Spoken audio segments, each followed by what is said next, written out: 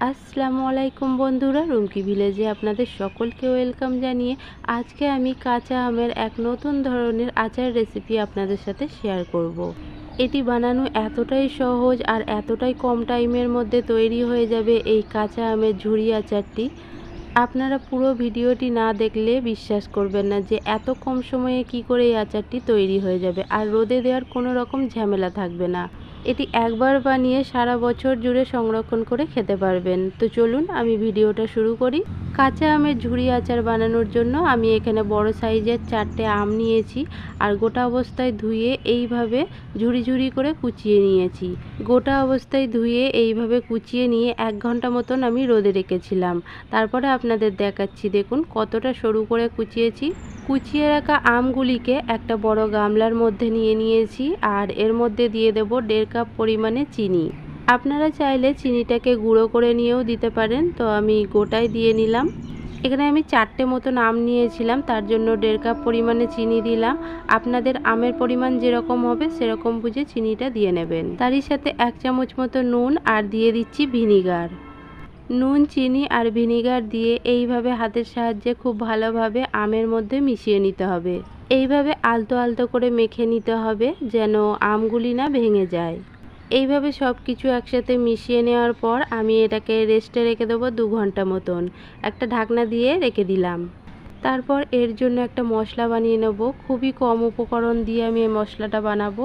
2টি শুকনো লঙ্কা আর সামান্য একটু 5 ফোড়ন নিয়ে নিলাম। হালকা আছে এইভাবে একটু ভেজে নিয়েছি। এটিকে ঠান্ডা করে গুঁড়ো করে নেব। 2 ঘন্টা পর একটা কড়া বসিয়ে নিয়েছি আর এদিকে চিনি মাখিয়ে যে আমটাকে রেখেছিলাম, দেখুন চিনিটা গলে অনেকটাই জল হয়ে গেছে। তো সব কিছু আমি এই কড়াইয়ের মধ্যে নিয়ে নিলাম।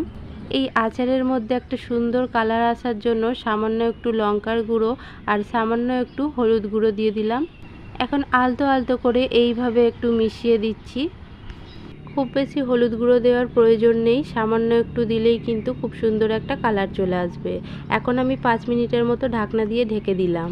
5 মিনিট পর ঢাকনাটা খুলে আমি দেখে নিচ্ছি, দেখুন কত সুন্দর একটা কালার চলে এসেছে।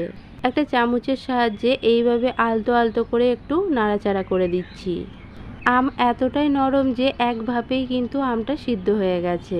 এই আচারটি বেশি নাড়াচাড়া করা যাবে না, তার কারণ হচ্ছে আমগুলো ভেঙে যেতে পারে। দেখুন হালকা আছে, আমি এটিকে আরও 2 মিনিটের মতো রান্না করে নিয়েছি। এবারে যে মশলাটা গুঁড়ো করে রেখেছিলাম সেটা এর মধ্যে দিয়ে নিলাম। আর মশলাটি খুব বেশি কিন্তু গুঁড়ো করা যাবে না, এই রকম একটু আধ ভাঙা করে নিলেই হবে। মশলাটি দিয়ে এইভাবে আলতো আলতো করে আবারও একটু নাড়াচাড়া করে দিচ্ছি আর ঢাকনা দিয়ে ঢেকে দিচ্ছি আবারও 2 মিনিটের মতন।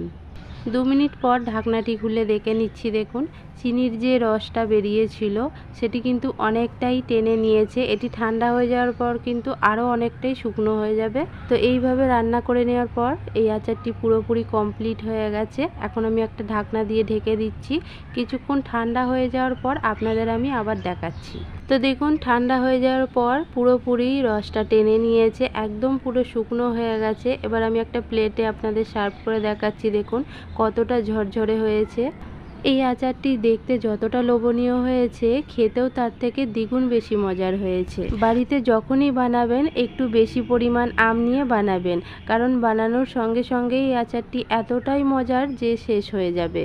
এই আচারটি ঠান্ডা করে নিয়ে একটা কাচের বয়ামের মধ্যে ভরে রেখে দেবেন। 1 বছর পর্যন্ত ভালো থাকবে, নষ্ট হয়ে যাওয়ার কোনো রকম ভয় থাকবে না। তো বন্ধুরা, আমার আজকের এই আচার রেসিপিটি আপনাদের কাছে কেমন লেগেছে সেটা আমাকে কমেন্টে অবশ্যই জানাবেন। ভালো লাগলে একটা লাইক দিয়ে পাশে থাকবেন।